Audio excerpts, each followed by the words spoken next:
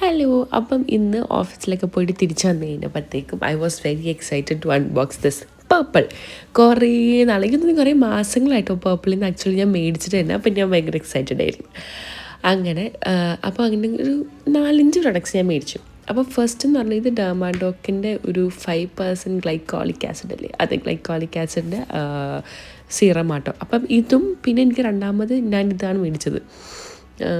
ഇതായിരുന്നു അതെ, ഇത് തന്നെ, മറ്റേ ഗുഡ് വൈബ്സിൻ്റെ ഉപ്ടൻ D10 ഗ്ലോ ആണ്.